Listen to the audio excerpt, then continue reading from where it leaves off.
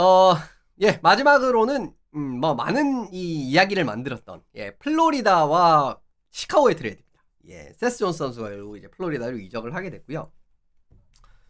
며칠 걸리지도 않았어요. 사실 이제 세스 존스가 결국 이제 좀 공개적으로 팀의 불만을 표출을 했고, 그 다음 과정에서 결국 이제 언제쯤 트레이드가 될 것인가에 대한 그런 의문이 좀 있었는데, 뭐 며칠 되지도 않아가지고 바로 트레이드가 확정이 돼버렸네요.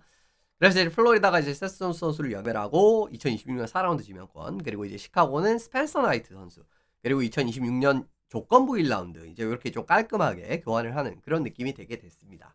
뭐 가치적으로 바라봤을 때는 세스 존스도 뭐 1라운드 선수였었으니까, 그죠? 그러니까 어떻게 보면 뭐 1라운드급 선수 2장, 1라운드급 선수가 아니지, 1라운드급 선수 한 장에다가 조건부 1라운드 뭐 이렇게 받아왔으니까 뭐 어쨌든 1라운드 2장이잖아요, 그죠? 그런 느낌으로 바라보셔도 크게 어폐는 없지 않나라고 바라보고는 있습니다. 어쨌든 이제 이렇게 보고 넘어가시면 좋을 것 같고요. 시카고는 스펜서 나이트 선수, 그리고 2026년 1라운드 지명권에다가 세스 존스 선수의 캡을 250만 달러를 부담하는 조건입니다. 어떻게 보면 캡을 또 이제 약간 부담을 하는 상황이 나왔기 때문에 또 조금 더 뭐 가치가 늘어날 수도 있었던 그런 상황이라고 말씀을 드릴 수가 있는데, 일단 어쨌든 캡을 이제 시카고가 부담을 250만 달러 부담을 해주는 조건이고요. 나이트랑 1라운드 지명권 받아왔다라고 보시면 좋을 것 같습니다. 서두에도 말씀드렸듯이 공개적으로 팀에 불만을 표시한 베테랑을 내보냈습니다. 그런 그림이기 때문에 결국은 뭐 언젠가는 단행이 됐어야 됐었던 그런 트레이드였다라고 생각을 하고요. 실제로 세스 존스 선수가 정말 공개적으로 이렇게 깔 줄은 몰랐거든요. 뭐 시즌 시작했을 때나 지금이랑 별반 뭐 좋아진 것도 없고 뭐 이러면서 좀 팀을 좀 강하게 깐 상황이고, 그 어떻게 보면 그 과정에서 트레이드까지 요청을 했기 때문에 되는 건 시간 문제였는데 상당히 빠르게 트레이드가 이적이 진행이 됐네요. 그러면서 시카고는 향후 꼴리진을 구축하는데 조금 더 힘을 썼다라고 바라보는 게 타당하지 않나라고 바라보고 있습니다. 올 시즌 스펜서 나이트 선수가 작년 시즌은 공백이 있었거든요. 지난 시즌 이제 선수 지원 프로그램에 들어갔다가 그 과정에서 결국 이제 지난 시즌에는 복귀를 못했죠, NHL에. 그러면서 어떻게 보면은 좀 공백이 있었지 않습니까? 한 시즌 공백이 있었는데, 야, 이거 한 시즌 공백 이거를 어떻게 결국은 이게 좀 안 좋게 나올 수도 있지 않을까라고 생각을 했었거든요. 근데 생각보다 그렇게 공백이 크지는 않아 보였습니다. 물론 이제 사실은 그 한창 잘할 때 그 모습은 아직까지는 안 나오고 있습니다. 근데 올해도 바라보시면 뭐 평균 실점 상당히 낮은 데다가 뭐 세이브 성률도 90.7이라고 하면은 뭐 백업 수준으로는 사실 그렇게 나쁘진 않잖아요. 그런 그림이기 때문에 사실 이제 공백이 한 시즌 있었으니까 이거보다도 더 크게 부진해도 저는 이상하진 않았었어요. 근데 뭔가 공백의 부진 자체는 좀 최소한으로 이렇게 좀 막은 모습이 이번에도 나오게 됐고, 결국 이제 이 공백 자체가 크지 않아 보인다라고도 말씀을 드릴 수가 있고, 실제로 전년 대비해가지고도 별반 차이는 없었습니다. 그죠? 22 시즌 같은 경우에도 뭐 32경기 2.79에 90.8인데 올해 같은 경우에는 23경기 2.40에 90.7이니까요. 그죠? 오히려 이제 공백 직전 시즌보다는 올해가 더 좋고요. 이런 그림이 있으니까 결국은 뭐 시카고가 앞으로도 이제 조금 이런 회복세가 더 좋아질 거라고 바라보는 부분이겠죠. 그죠? 그렇게 바라보시면 좋을 것 같고요. 결국 이제 미래의 꼴리 후보군까지도 확보를 했다라고 바라보시면 좋을 것 같습니다. 물론 이제 무라제크가 있고 그 다음에 이제 브로스와드 있고 하는 그림은 있지만, 결국 굉장히 젊은 피로 가야 되는 시카고의 현재 상황에서는 이 젊은 꼴리들이 있어야 된다라는 부분이에요. 근데 그 과정에서 스펜서 나이트 이번에 영입이 됐고 23살, 그리고 드루 커메서 같은 경우에도 22살이기 때문에 이 선수들이 이제 한 살 차이밖에 되지 않으니까 결국 둘이 이제 경쟁 구도도 가져갈 수 있고, 그러한 과정에서 백업 자리 경쟁이라든가 이런 부분을 1차적으로 말씀을 드릴 수가 있는 거고, 그리고 이제 뭐 둘이 이제 주전 백업을 이렇게 양분을 하는 그림이 된다라고 해도 괜찮은 그림이 나올 수가 있겠죠. 그죠? 이 부분을 확인하시면 좋을 것 같습니다. 아직까지 커메소 선수가 올해 봤을 때는 조금 NHL 레벨에서 좀 적응을 하기엔 조금 더 시간이 걸릴 것 같아요. 올해 이제 AHL에서 24경기에서 2.91에 89.7이기 때문에, 물론 이 선수가 아주 가능성이 큰 자원이고 앞으로 기대가 가능하기 때문에 더 성장을 할 수 있는 자원이지만, 아직 NHL 경험에서도 좀 부족하고 NHL에서의 경기력도 그렇고 AHL에서 경기력이 좀 안 좋기 때문에 이런 그림에서는 이제 좀 아직 조금 더 시간이 필요할 수 있다라는 겁니다. NHL에서 백업급 이상의 경기력을 보여줬던 스펜서 나이트를 영입한 측면 자체는 논리적으로는 그렇게 나빠 보이질 않은 것 같네요. 그래서 이 부분도 하나 더 말씀을 드리고, 그리고 경쟁 동시에 멘토 역할이라고 말씀을 드렸는데 두 선수 모두 미국 NTDP, 지금 이제 NTDP가 사실은 굉장히 지금 미국 하키가 정말 좋은 힘으로 자리 잡는데 좋은 역할을 하고 있다라는 거 이제 포네이션스라는 이런 부분에서도 많이 말씀을 드리지 않았습니까? 근데 둘 다 NTDP 출신입니다. 그렇기 때문에 어떻게 보면은 조금 더 일관적인 느낌으로 시카고도 이제 골텐딩을 구축을 하는 데라든가, 아니면 이제 골텐딩 같은 부분에서도, 근데 기본적으로 보시면은 그 특정 프로그램을 거치면 그 선수의 좀 스타일적인 부분이 좀 나오거든요. 근데 이제 둘 다 NTDP를 거친 그런 부분에서의 공통점이 있기 때문에 조금 더 일관적인 성향으로 골텐딩을 이제 또 구축을 할 수도 있고, 이제 이 부분도 말씀을 드리고, 실제로 둘이 또 이제 팀 동료적인 측면에서도 또 뭐라고 해야 될까요? 좀 친밀도 같은 부분이 있을 수도 있는 부분이고요. 그리고 이제 이 스펜서 나이터가 그래도 NHL에서 경험 자체도 많기 때문에 커메서 선수의 이런 또 자리 잡는데 좀 멘토 역할 같은 부분도 조금 잘 수행을 할 수도 있지 않을까 보고 있습니다. 결론은 결국은 이제 수비 앞으로의 골텐딩을 조금 더 주전 백업을 더 공고하게 이제 구축을 하는 측면에서의 세스 존스라는 카드를 활용을 하기로 결정을 했다라는 부분이고, 그 결과는 나이트 커메소라는 아주 이제 앞으로 미래가 기대되는 골텐딩 라인을 구축을 했다라는 부분을 확인을 하실 수가 있을 것 같아요. 추가적으로 1픽까지도 더 확보를 했기 때문에 픽도 아주 드글드글하게 많습니다. 그죠? 앞으로 이제 진짜 향후 3년 동안 지금 1, 2라운드 픽 개수가 지금 뭐 10장이 넘습니다. 그죠? 12장이나 됩니다. 이제 이런 그림이 되기 때문에 앞으로도 정말 좋은 자원들을 더 많이 확보를 할 수가 있고 하는 그림에서도 정말 미래를 바라보는 호크스 입장에서는 크게 나쁘지 않은 움직임이라고 생각을 하고 있기 때문에 뭐 호크스 입장에서는 잘 팔았습니다. 그죠? 이제 그 부분 말씀드리고 넘어가면 좋을 것 같습니다.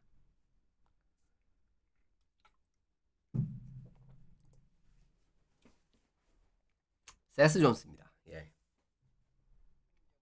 존스가 사실은 이게 진짜 이번 영입 자원에서 물론 이제 이게 정말 여러 가지에서 좀 뭐 걱정거리가 생길 수도 있는 영입이기도 하고 하는 그림이 있는데, 개인적으로는 저는 이번 영입 자체는 상당히 괜찮다라고 보고 있는 영입입니다.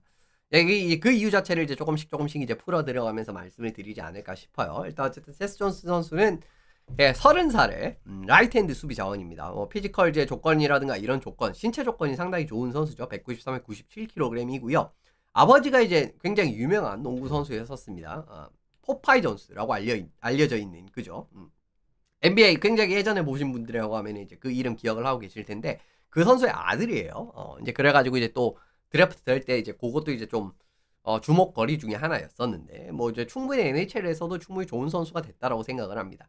2013년도 1라운드 4순위에서 이제 내슈빌이 이제 지명을 했던 자원이었고, 내슈빌에서는 이제 라이언 조앤슨 선수랑 1대1 트레이드로 이제 그 당시에 이제 콜럼버스로 이제 이적을 했었어요. 24-25 시즌에는 이제 7골 20어시스트 기록을 하고 있는 상황이고요. 신체 조건이 상당히 좋고 운동력이 참 좋습니다. 역시 이제 뭐 아버지의 피 어디 안 간다고 굉장히 이제 동물적인 이런 운동 능력이 돋보이는 이런 선수라고 보시면 좋을 것 같고요.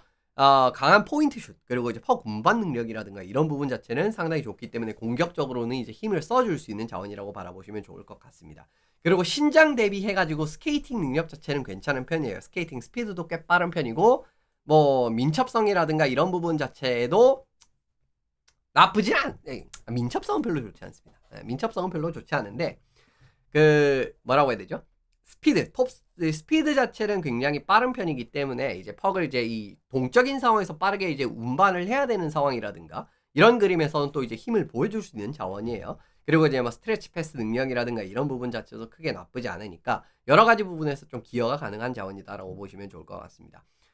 수비 커버라든가 이런 부분도 크게 나쁘지는 않아요. 이제 전반적으로 커버 능력이라든가 이런 부분 자체는 괜찮다라고 말씀을 드리면 좋을 것 같고, 사실 수비적으로도 이제 리치도 길고, 그리고 이제 뭐 정적인 상황에서는 힘을 쓰는 그런 모습도 이제 그렇게 나쁘진 않고요. 근데 사실은 조금 이제 피지컬적인 부분은 조금 더 적극적으로 사실은 써야 되는 선수긴 한데, 그만큼 이제 이 좀 정말 천부적인 피지컬을 100% 활용하고 있지는 않기는 하거든요. 근데 그 부분은 좀 더 개선이 필요하기는 한데, 일단 기본적으로 리치도 길고 하는 그림이 있기 때문에, 그리고 수비 커버라든가 이런 부분 자체는 크게 또 기대할 만한 요인이 있는 선수다라고 바라보시면 좋을 것 같습니다. 야, 뭐 요약을 드리면 1라인급이 굉장히 다재다능합니다. 뭐 수비적으로도 이제 유용하게 이제 기용이 될 수가 있고요. 공격적으로 아까 말씀드린 대로 신장 대비 꽤 빠른 스피드, 그리고 이제 퍽 운반 능력, 그리고 강력한 포인트샷. 이제 뭐 이런 전체적인 그림에서 이제 빛나는 부분들이 있기 때문에 굉장히 다재다능한 1라인급 수비수다라고 요약을 드리고 넘어가면 좋을 것 같습니다. 그러면 왜 대체 세스 존스를 영입을 했느냐고 생각을 하시면 좋을 것 같은데, 일단 1라인급 오른손잡이 수비수다라는 거 하나, 그리고 에크블레드 선수의 장기적인 대체 가능성도 사실은 좀 염두에 둔 영입이다라고 보시는 게 맞지 않나라는 생각이 듭니다. 일단 결국은 이 부분을 해결을 못했다라고 생각을 한 것 같아요. 이번 오프 시즌에 가장 크게 이탈을 한 선수가 결국 이제 브랜던 몬투어 선수 아니겠습니까? 이제 이 선수가 이탈을 하게 되면서 이제 오른손잡이 아주 이제 이 선수가 오른손잡이 수비수 아니겠습니까? 이제 그 과정에서 굉장히 강력한 포인트샷도 쳐줄 수 있고, 그리고 이제 뭐 공격적으로도 상당히 좋은 기여를 많이 하는 그림이 나올 수가 있으니까 결국은 이거를 100% 이번 못 메웠다라고 판단을 하는 것 같아요. 그 과정에서 추가적으로 결국 이제 몬투어 정도 역할을 해줄 수 있는, 그러니까 정말 이제 몬투어를 100% 대체는 못하겠지만 그래도 이제 몬투어의 그런 이제 어느 정도의 그런 이제 역할 자체를 해줄 수 있는 그런 선수를 영입을 했다라고 바라보시는 게 맞지 않나라는 생각이 듭니다. 실제로 세스 존스 선수와 브랜던 몬투어 선수의 슈팅 관련을 비교를 했을 때 슈팅 톱 스피드를 비교를 하면은 세스 존스 선수랑 별 차이가 없습니다. 그리고 이제 슈팅 평균 스피드는 존스 선수가 오히려 더 빨라요. 이런 그림이기 때문에 포인트 슛에서의 양질의 포인트 슛, 그죠? 오른손잡이 포인트 슛, 이런 그림에서의 좋은 공격에서의 힘을 또 뽑아낼 수 있다라는 점이 결국은 또 영입을 한 큰 이유 중에 하나라고 바라보면 되는 부분인 것 같습니다. 그러니까 2라인, 지금 1라인은 어쨌든 포르슬링이랑 에크블레드가 있으니까 뭐 2라인에 존스를 쓰게 되면서 몬투가 그랬듯이 2라인에서 이제 그랬지 않습니까? 지금 이제 그런 역할을 보여줄 수 있을 거라고 생각을 해요. 그리고 이제 더불어 강점인 부분이 뭐냐면 제법 빠른 템포로 퍽 운반도 가능하다라는 거거든요. 이제 신장 대비 스케이트 좋다라는 부분을 아까도 말씀을 드렸고, 그 과정에서 굉장히 빠르게 퍽 운반도 해낼 수 있다라는 부분 확인을 하실 수가 있습니다. 실제로 플로리다는 캐롤라이나가 아니라 플로리다죠. 플로리다는 캐롤라이나만큼이나 양적인 운영을 잘하는 팀이에요. 슈팅에서 양적인 운영을 잘하는 팀이고, 그게 이제 SAT, 그죠?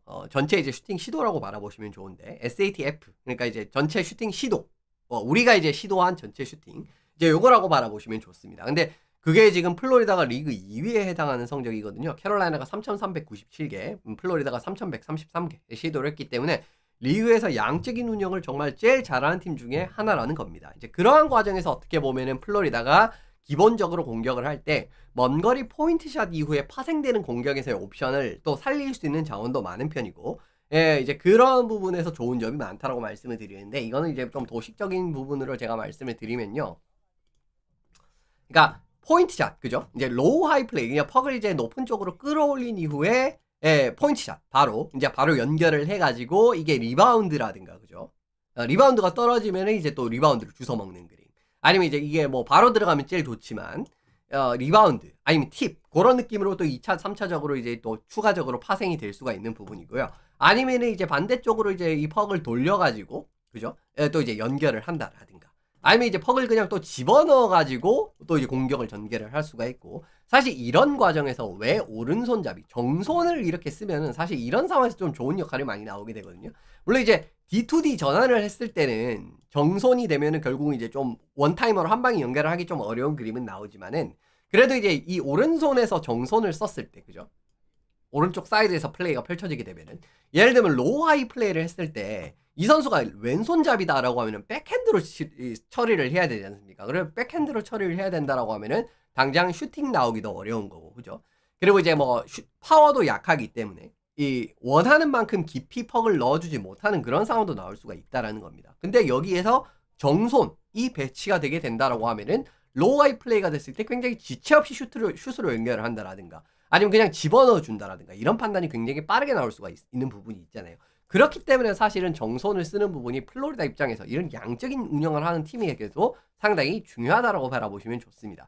이제 그 과정에서도 만약에 슈팅을 시도를 했을 때 이게 빗나간다라고 해도요, 플로리다는 기본적으로 굉장히 근면한 윙어들이 많고 공격수들이 굉장히 근면하고 피지컬적인도 좋고, 그리고 이제 보드 쪽에서도 정말 이제 이 퍽 탈취에 능한 선수들이 많지 않습니까? 그러니까 퍽이 코너로 빠졌을 때도 우리 공격수가 뛰어 들어가가지고 이 퍽을 재탈취하고 그죠? 재탈취하면 또 어떻게 되겠습니까? 반대쪽에서 이 로아이 플레이 해가지고 왼손잡이가 또 이제 비슷한 운영을 할 수가 있잖아요. 이런 그림에서 사실은 어떻게 보면은 양적인 운영을 하는데 정손잡이를 배치를 하는 것도 꽤 운영적인 측면에서 부드럽게 굴러갈 수 있는 이유 중에 하나거든요.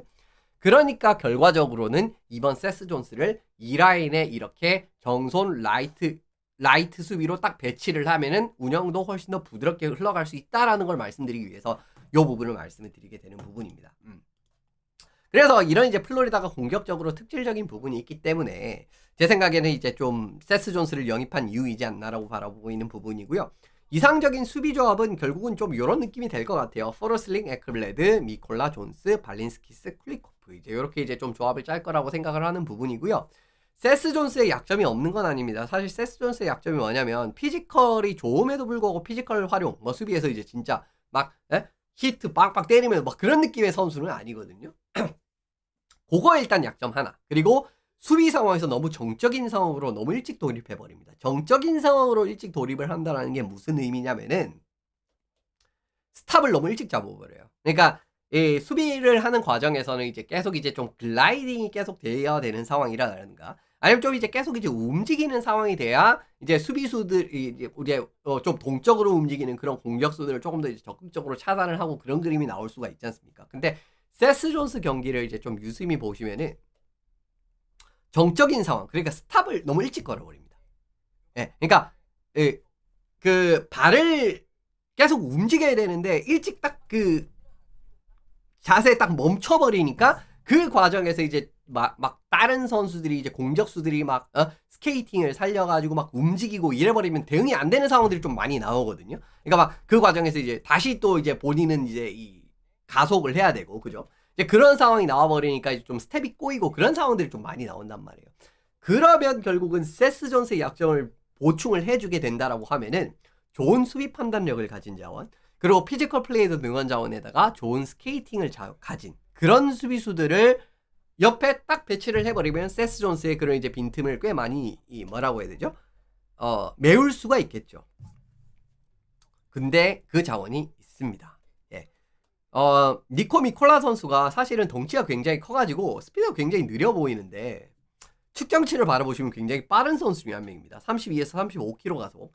리그 62에 실시했기 때문에 상위 8%, 그리고 29, 32km 가속으로 넘어가 보면 353에 실시했기 때문에 상위 3% 육박을 할 정도로 기민하고 민첩한 모습 많이 보여주거든요. 이제 그런 과정이기도 하고, 그리고 미콜라 선수 같은 경우에 히트가 많은 유형은 아니지만은 필요할 때 힘싸움이라든가 피지컬로 이렇게 끊어주는 그런 모습들, 실제로 이제 핀치 플레이라든가 이런 걸 보면은 미콜라 선수가 굉장히 적극적으로 뛰어들어가가지고 이렇게 딱 피지컬 플레이로 딱 끊어가지고 거기서 턴오버를 만들고 그런 장면들이 플로리다 경기에서 굉장히 많이 나온단 말입니다. 이러한 과정을 생각을 해보시면 니코 미콜라라는 조합 선수가 있기 때문에 세스 존스 선수의 그 고질적인 그런 약점 부분 자체가 상당히 좀 완화가 될 가능성이 있는 부분이거든요.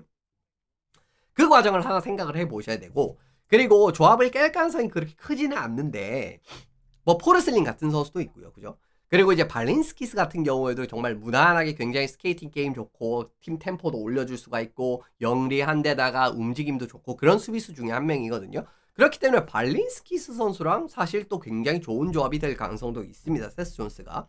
이런 과정을 생각을 해보셔도 지금 플로리다가 세스 존스 선수가 약점이 될 만한 그런 부분에 대한 보완이 될 수 있는 카드, 왜 레프트핸드 수비 자원들을 많이 가지고 있다라는 점도 제가 생각을 했을 때는 이번 딜이 크게 나쁘지 않다라고 보고 있는 이유 중에 하나인 부분인 겁니다. 아까 에클레드 선수도 대체를 할 수 있다라고 말씀을 드렸는데 가능성의 이야기입니다. 이거는 가능성의 이야기예요. 대비를 해둘 필요성은 있다라는 겁니다. 결국은.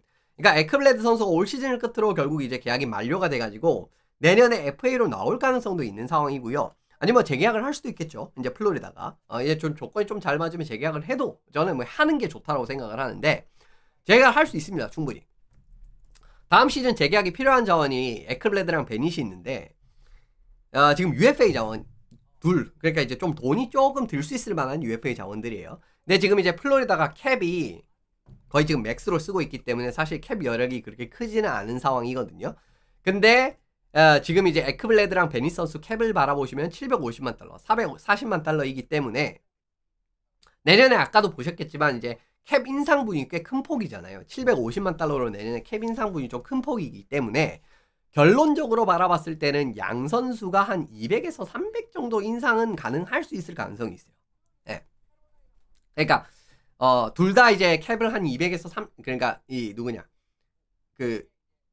물론 지금 경기력을 봤을 때 에크블레드가 캡이 인상될 가능성은 그렇게 크지는 않다라고 보고 있습니다. 저는 에크블레드는 동결이나 소폭 인상 가능성이 좀 크다라고 보고요. 그러니까 누구냐 헤드만처럼 그죠? 헤드만 같은 경우에도 이제 그죠? 동결 같은 느낌이었지 않습니까? 근데 이제 베닉 같은 경우에 뭐 한 200 정도 더 올려준다라고 하면 한 서렐리 정도 조건 맞춰준다라고 하면 650 정도 그럼 200 정도 더 올려주지 않습니까? 근데 뭐 내년 캡 인상분이 꽤 있는 편이기 때문에 이 정도는 플로리다가 감당 가능하거든요. 그렇기 때문에 두 선수를 모두 잡을 가능성도 있습니다. 근데 만약에 샘 베닛 선수 재계약에 좀 돈을 많이 들이게 되는 상황이 나오게 된다라고 하고 에크블레드도 예를 들면 이제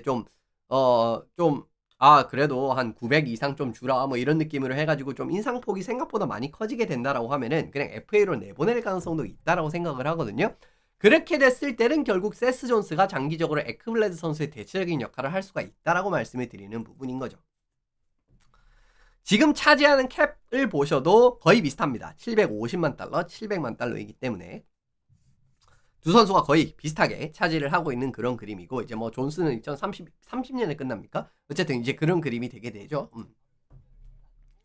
소소하게 한 250만 달러 덜어냈잖아요. 그렇기 때문에 사실 장기적인 부담이 굉장히 크게 줄어들었어요. 요 말씀을 제가 드리고 싶은 부분인데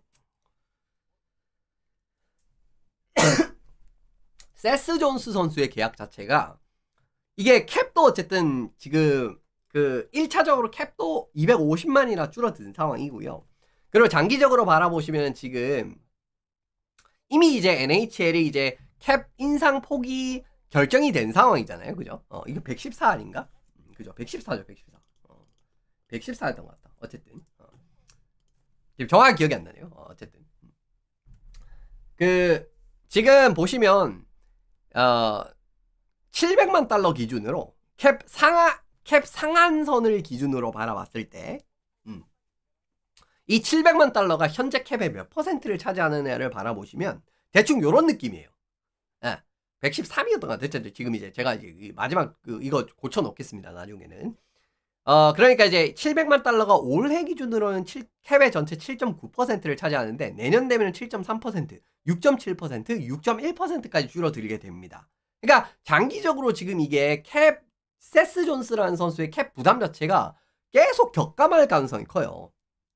그리고 지금 이거를 이 700만 달러를 이 퍼센티지를 기준으로 8,800만 달러. 그러니까 이제 그냥 내년 내후년에도 8,800만이라고 그냥 좀 이제 보기 좋게 그렇게 이제 생각을 해봐도 지금 바라보시면 이제 그러니까 올해 8,800만이지 않습니까? 그러니까 내후년에도 8,800만이라고 하고 이제 근데 이제 가치가 떨어지니까 그죠? 가치가 올라가니까 그 부분을 이제 반영을 해가지고 계산을 해보면은 내년 기준으로는 645만 달러 수준의 캡이 되고요. 그리고 그 다음 연도에는 592만 그리고 542만 뭐 이런 느낌으로 이제 캡이 정말 계속 이제 격감합니다. 그러니까 부담이 많이 줄어들게 된다라는 거죠. 팀 입장에서도. 그러니까 이 부분을 봤을 때는 제 생각에는 세스 존스 선수가 캡적인 부분으로 이게 팀에 크게 독이 될 가능성은 저는 크게 보고 있지는 않는 부분입니다. 그러니까 결론적으로 이건 역으로 이야기를 하면은 플로리다가 가지는 리스크 자체가 크지 않다라는 거예요. 그 세스 존스의 계약이 길고 어떻게 보면 캡이 크기는 하지만 아까 말씀드린 대로 일단 시카고가 250만 달러를 부담을 했고 그리고 700만 달러라는 그 계약의 가치가 가면 갈수록 굉장히 큰 폭으로 이게 가치가 떨어진단 말이에요. 그러니까 팀 전체 캡에 차지하는 비중 자체가 굉장히 큰 폭으로 떨어지니까 그런 부분을 계산을 해보면은 그렇게 플로리다에 그렇게 부담되는 상황은 저는 감이 아니다라고 말씀을 드리고 싶습니다. 그래서 이제 이 부분을 하나 생각을 해보면은 결국은 세스 존스가 그 플로리다가 원했던 그 목표치, 그죠? 오른손잡이에서의 공격 그런 그 기대치, 몬투어에게 기대를 했었던 그런 부분이라든가 그리고 이제 수비에서도 어떻게 보면은 이런 그 스케이팅에서의 버릇에서 습성에서 나오는 그런 문제 때문에 나오는 수비 공백도 지금 이 부분을 메울 자원들이 많다라는 것까지 생각을 해보면 생각보다 좋은 리턴이 될 가능성은 충분하다라고 보고 있습니다. 그렇기 때문에 저는 개인적으로 이번 플로리다가 생각을 좀 많이 했구나, 잘했구나 라고 생각을 하는 딜이라고 생각하는 부분이고요. 다른 부분에서 저는 걱정이 있어요. 뭐가 걱정이 되냐면 앞으로 꼴리지는 어떻게 할 거냐. 요게 이제 진짜 저는 좀 걱정이 되는 부분입니다. 물론 요즘에 플로리다가 곧잘 뭐 FA라든가 뭐 잘 사오기 때문에 생각을 가지고는 있을 거예요. 그러니까 이제 뭐 FA로 좀 해결을 할 것이다라든가 뭐 이런 생각을 가지고는 있을 텐데 일단 어쨌든 장기적으로 좀 꼴리진의 미래는 좀 걱정을 해야 되는 부분이고 왜냐면 스펜서 나이트가 굉장히 어린 자원이고 그죠?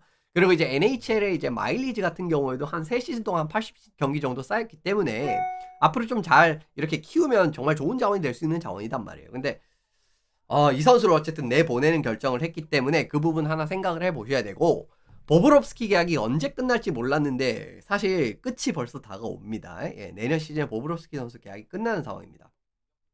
그러니까 주전 골리를 또 한 면 확보를 해야 되는 상황이라고 바라보시면 좋을 것 같은데 25, 26 시즌 UFA 자원들을 바라보시면 마르크 스트램, 뎀코, 브라제크, 구스타프손, 스키너, 스톨러즈 뭐 이런 선수들 뭐 얼마 전에 사실 뭐 이 멤버들 한번 언급을 드렸었잖아요. 그죠? 마르크 스트램도 이제 나이가 좀 너무 많아지고 뎀코는 부상 문제가 있다라고 하면 사실 구스타프손을 잡으면 제일 좋긴 한데 뭐 미네소타가 쉽게 내줄 가능성은 거의 없다라고 보셔야 되는 그림이기 때문에 사실은 FA에서 이제 좀 썩 만족스러울 만한 카드를 땡겨오는 거는 2025, 26에는 좀 어렵다라고 저는 개인적으로 보고 있는 부분이거든요. 그래도 드래프트에서 좀 괜찮은 선수들을 지금 플로리다가 좀 뽑기는 했더라고요. 그러니까 이제 지금 이제 성장 폭이 좀 괜찮은 자원들이 없는 건 아니었었습니다. 그러니까 머스젤릭 선수 같은 경우에도 지금 코네티컷 대학교에서 2.26에 91.4%뭐 나쁘진 않죠, 그죠? 그리고 이제 21년 5라운드에 뽑았었던 게라시뮤크 선수 같은 경우에 지금 이제 VHL 우크라에서 뛰고 있는데 1.91에 92.7이기 때문에 꽤 괜찮은 성장을 보여주고 있고 가브라드마호프 선수 같은 경우는 지금 MHL에서 지금 뛰고 있고 24년 7라운드 출신이에요. 예, 근데 이 선수가 지금 튜멘스키에서 뛰고 있는데 3.01에 92.6%. 뭐 지금 이제 지금 이제 러시아에서 좀 이제 어린 친구들이 그죠? 뭐 프로 무대라든가 VHL은 2부 리그 아니겠습니까? 그죠? 프로 리그라든가 아니면 주니어 리그에서 굉장히 좋은 역할을 보여주고 있는 자원들이 있고 글리포드 선수 같은 경우에는 아직까지는 뭐 썩 만족스럽지는 않지만 그래도 뭐 SHL 지금 뭐 스웨덴 1부 리그에서 이 정도 성적이라고 하면 아주 나쁘다라고는 볼 수 없는 부분이거든요. 그러니까 지금 하부 라운드에서 뽑은 꼴리들이 생각보다 자국 리그라든가 주니어라든가 프로 레벨이라든가 이런 뭐 NCAA가 됐든 생각보다 괜찮은 역량을 보여주는 건 사실인데 당장 지금 2시즌밖에 안 남았지 않습니까? 1시즌 반도 안 남은 거거든요. 보브롭스키 선수의 그 계약이 끝나는 부분에서는. 근데 이 선수들이 1시즌 반 동안 물론 터지면 제일 좋습니다. 갑자기 막 진짜 급 초신성 같이 확 나타나가지고 진짜 이제 NHL에서도 막 진짜 VHL이라든가 이런 하부 리그에서 보여줬던 모습을 한 방에 딱 보여주면 그게 베스트긴 하죠. 그러면서 이제 패턴 터치하는 거 그게 이제 베스트긴 한데 그렇게 될 가능성이 사실 그렇게 높지는 않거든요. 그렇기 때문에 사실은 그리고 이제 어린 선수가 성장이 있다라고 해도 전력이 이렇게 좀 컨텐더급으로 되는 그런 느낌이 된다라고 하면은 조금 더 경험이 있고 충분한 꼴리가 필요한 것도 사실이에요. 좀 더 정말 이제 확고한 뭔가 이제 좀 실적이 있는 그런 꼴리가 필요한 것도 사실이잖아요. 뭐 예전에 뭐 뉴저지 데블스가 그랬던 것처럼 결국 그런 한계가 나올 수밖에 없거든요. 뭐 그때 뭐 슈미트 아키라라든가 그 다음에 누구냐 지금 베이거스에 가 있는 그 친구 그게 이제 슈미트죠. 그 다음에 니코 다브스라든가 뭐 이런 선수들 해가지고 뭐 젊은 선수들 갑자기 좀 잘해가지고 이제 좀 잘 풀리는 듯 싶다. 결국 이제 그 선수들 아직까지도 자리 잘 못 잡는 그런 느낌이잖아요.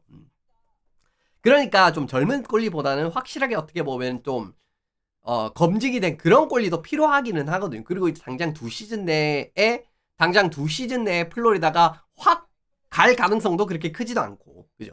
그러니까 전체적으로 봤을 때는 결국 조금 더 충분한 꼴리가 필요하다라고 봤을 때도 좀 걱정이 되는 부분도 있고 하는 그림이다라는 겁니다. 어린 선수들이 이렇게 운 좋게 한두 명 정도 좀 터진다라고 해도 그렇게 말씀을 드리면 좋을 것 같습니다. 그래서 좀 꼴리를 좀 어떻게 처리할까 이제 이 부분 한 번 더 중점적으로 바라보시면 좋을 것 같고요. 그래도 이번 영입에 상당히 좋은 점이 뭐냐면 좀 긍정적인 사인이 어떻게 나타났냐고 하면은 LTIR을 활용할 필요가 없었다라는 겁니다. 어떻게 보면 세스 존스가 어쨌든 한 700만 달러 이렇게 캡을 먹는 선수이기 때문에 LTIR을 활용해서 내려왔을 가능성도 사실은 있는 상황이거든요. 근데 이번에 굉장히 절묘하게 한 250만 달러를 덜어내게 되면서 결국 플로리다는 세스 존스를 집어넣고 한 상황에서도 어떻게 보면 LTIR 도움 없이 로스터를 딱 마무리하는 그런 상황이 되게 됐다라는 겁니다.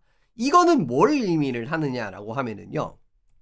커척 선수 정규 시즌에 복귀할 가능성이 생각보다 많이 커졌다라고 생각을 하거든요. 그러니까 지금 매슈 커척 선수가 이런저런 이야기가 안 좋은 이야기가 참 많이 나오잖아요. 막 장기 부상자 명단에 들어갔다. 올 시즌 끝난가. 뭐 지금 정말 이런 이야기까지 잠깐 나오긴 했었습니다.